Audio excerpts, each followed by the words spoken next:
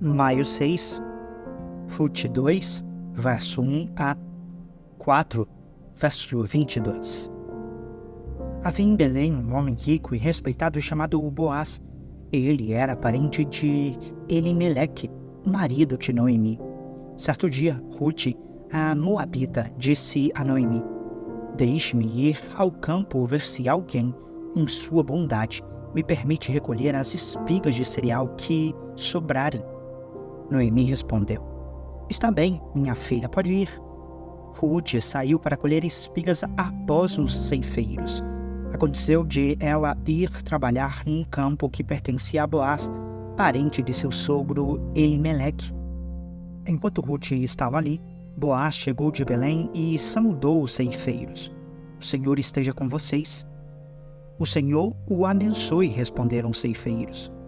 Então Boaz perguntou ao seu capataz: "Quem é aquela moça? A quem ela pertence?" O capataz respondeu: "É a moça que veio de Moabe com Noemi. Hoje de manhã ela me pediu permissão para colher as espigas após os ceifeiros. Desde que chegou, não parou de trabalhar um instante sequer, a não ser por alguns minutos de descanso no abrigo." Boaz foi até Ruth e disse: "Ouça, minha filha, quando for colher espigas, fique conosco, não vá a nenhum outro campo. Acompanhe as moças que trabalham para mim. Observe em que parte do campo estão colhendo e vá atrás delas. Avisei os homens para não tratarem mal, e quando tiver sede, sirva-se de água que os servos tiram do poço." Ruth se curvou diante dele, com o rosto no chão, e disse: "O que fiz para merecer tanta bondade? Sou apenas uma estrangeira." "Eu sei", respondeu Boaz, "mas também sei de tudo o que você fez por sua sogra desde a morte de seu marido. Ouvi falar de como você deixou seu pai, sua mãe e sua própria terra para viver aqui no meio de desconhecidos. Que o Senhor, o Deus de Israel, sob cujas asas você veio se refugiar, a recompense ricamente pelo que você fez." Ela respondeu: "Espero que eu continue a receber sua bondade, meu senhor, pois me animou com suas palavras gentis, embora eu nem seja uma de suas servas." Na hora da refeição, Boaz lhe disse: "Venha cá e sirva-se de comida. Também pode molhar o pão no vinagre." Ruth sentou-se junto aos ceifeiros e Boaz lhe deu grãos tostados. Ela comeu até ficar satisfeita e ainda sobrou alimento. Quando Ruth voltou ao trabalho, Boaz ordenou a seus servos: "Permitam que ela colhe espigas entre os feixes e não a incomodem. Tirem dos feixes algumas espigas de cevada e deixem-nas cair para que ela as recolha. Não a atrapalhem." Assim Ruth colheu cevada o dia todo, e à tarde, quando debulhou o cereal, encheu quase um cesto inteiro. Carregou tudo para a cidade e mostrou à sua sogra. Também lhe deu o que havia sobrado de refeição. "Onde você colheu tudo esse cereal?" perguntou Noemi. "Onde você trabalhou hoje?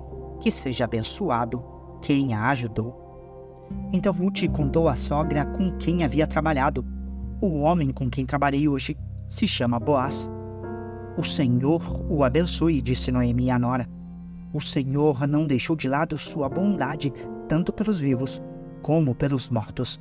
Esse homem é um homem de nossos parentes mais próximos, o resgatador de nossa família." Ruth, a moabita, acrescentou: "Boaz disse que devo voltar e trabalhar com seus ceifeiros até que terminem toda a colheita." "Muito bom", exclamou Noemi. "Faça o que ele disse, minha filha. Fique com as servas dele até o final da colheita.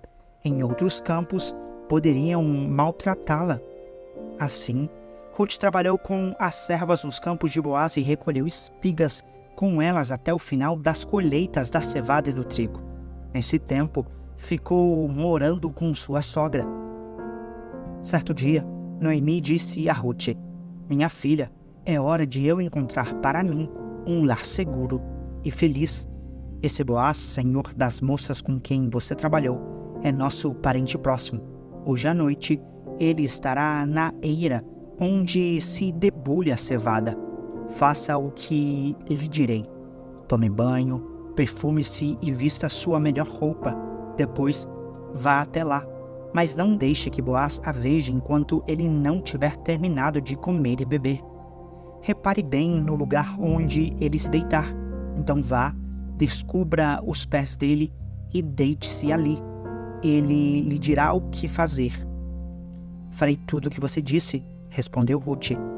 Assim, naquela noite, ela desceu até a eira e seguiu as instruções de sua sogra. Quando Boaz terminou de comer e beber e estava alegre, foi deitar-se perto de um monte de grãos e pegou no sono. Ruth se aproximou em silêncio, descobriu os pés dele e se deitou. Por volta da meia-noite, Boaz acordou de repente. Ele se virou e ficou admirado de encontrar uma mulher deitada aos seus pés. "Quem é você?" perguntou ele. "Sou sua serva Ruth", respondeu ela. "Estenda as abas de sua capa sobre mim, pois o Senhor é o resgatador de minha família." Então Boaz exclamou: "O Senhor a abençoe, minha filha. Você demonstra agora ainda mais lealdade por sua família que antes, pois não foi atrás de um homem mais jovem, seja rico ou pobre. Não se preocupe com nada, minha filha. Farei o que me pediu, pois toda a cidade sabe que você é uma mulher virtuosa.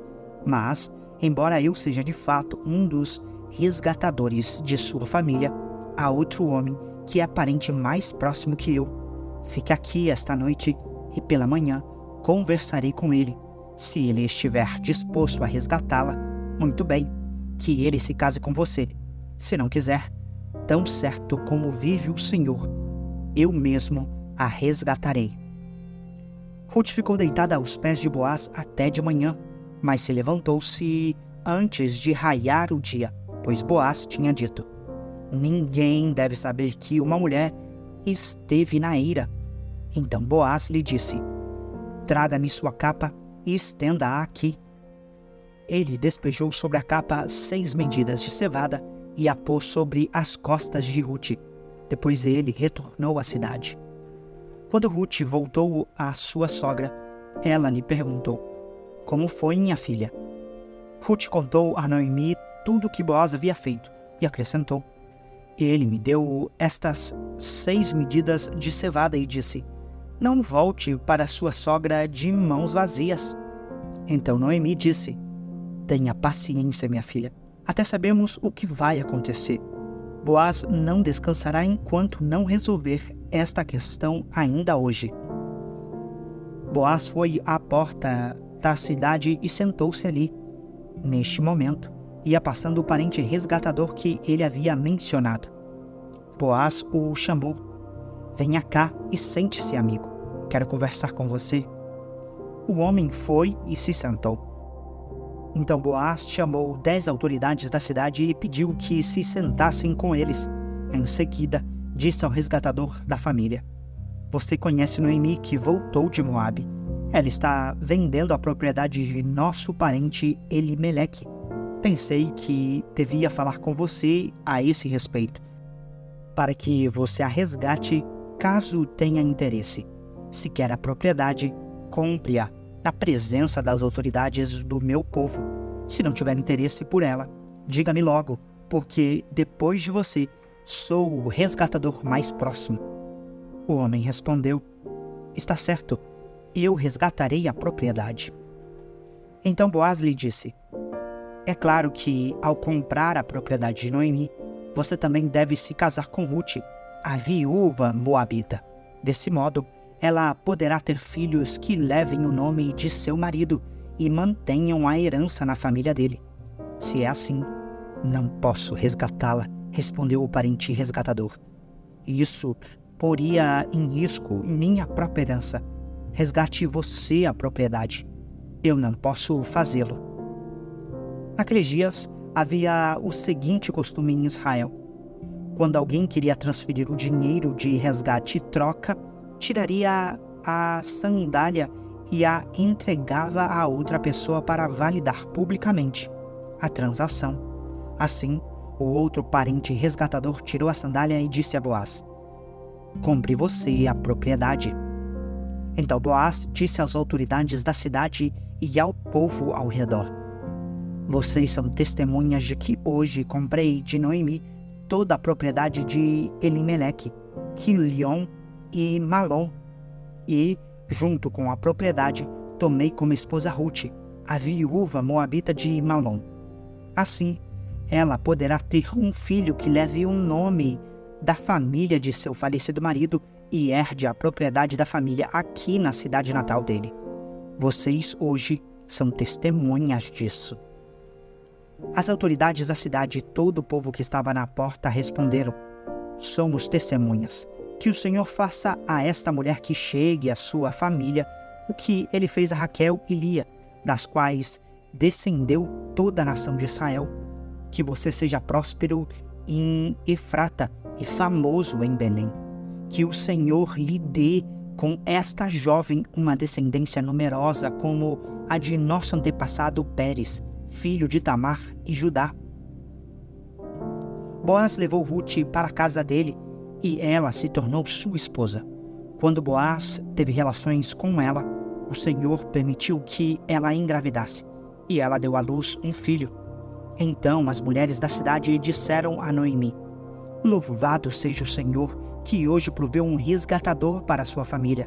Que este menino seja famoso em Israel, que ele restaure seu vigor e cuide de você em sua velhice, pois ele é filho de sua nora, que a ama e que tem sido melhor para você do que 7 filhos.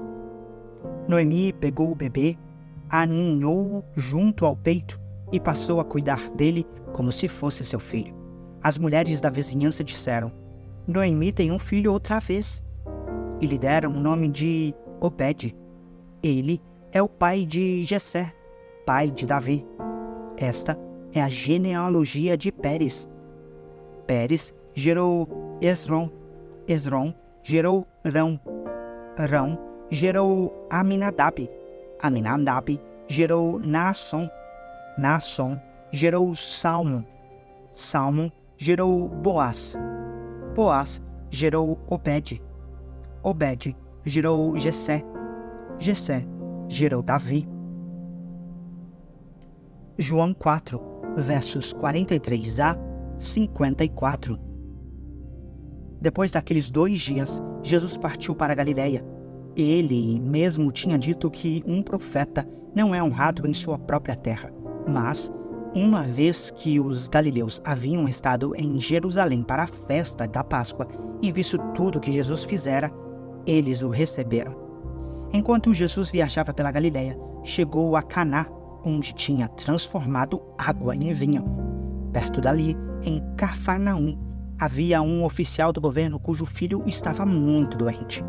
Quando soube que Jesus viera da Judeia para a Galiléia, foi até ele e suplicou que fosse a Cafarnaum para curar seu filho, que estava à beira da morte. Jesus exclamou: jamais creram, a menos que vejam sinais e maravilhas.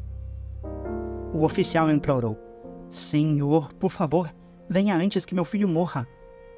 Volte, disse Jesus, seu filho viverá. O homem creu nas palavras de Jesus e partiu para casa. Enquanto estava a caminho, alguns de seus servos vieram ao seu encontro com a notícia de que seu filho estava vivo e bem. Ele perguntou quando o menino havia começado a melhorar, e eles responderam: ontem à noite, à 1h, a febre subitamente desapareceu. Então, o pai percebeu que havia sido naquele exato momento que Jesus tinha dito: seu filho viverá. E o oficial e todos de sua casa creram em Jesus. Esse foi o segundo sinal que Jesus realizou na Galiléia, depois que veio da Judeia. Salmo 105, versos 16 a 36. Mandou vir fome sobre a terra de Canaã e cortou a provisão de alimento. Então enviou um homem adiante deles. José, que foi vendido como escravo, feriram seus pés com correntes e com ferros prenderam seu pescoço. O Senhor pôs José à prova, até chegar a hora de cumprir sua palavra. O faraó mandou chamar José e o libertou. O governante de nações lhe abriu a porta da prisão. José foi encarregado do palácio real e se tornou administrador de todos os seus bens. Tinha toda a liberdade de instruir os assistentes do faraó e de ensinar os conselheiros da corte. Então Israel chegou ao Egito. Jacó viveu como estrangeiro na terra de Cã. O Senhor multiplicou seu povo até que se tornaram mais numerosos que seus opressores. Voltou os egípcios contra seu povo, e eles tramaram contra os servos do Senhor. Mas o Senhor enviou Moisés, seu servo, e Arão, a quem havia escolhido. Eles realizaram sinais entre os egípcios, maravilhas da terra de Cã. O Senhor cobriu o Egito com trevas, pois desobedeceram a ordem para deixar seu povo ir. Transformou as águas em sangue e matou os peixes. Rãs infestaram a terra e invadiram até os aposentos do rei. Por sua ordem, moscas desceram sobre os egípcios e piolhos encheram todo o seu território. Enviou-lhes granizo em lugar de chuva e relâmpagos faiscaram sobre a terra. Destruiu as videiras e as figueiras e despedaçou todas as árvores. Por sua ordem vieram enxames de gafanhotos, incontáveis gafanhotos jovens, devoraram toda a vegetação da terra e destruíram toda a plantação nos campos. Depois matou o filho mais velho de todos os lares egípcios, a força e o orgulho de cada família. Provérbios 14, versos 26 e 27. Quem teme o Senhor está seguro, ele é refúgio para seus filhos. O temor do Senhor é fonte de vida, ajuda a escapar das armadilhas da morte.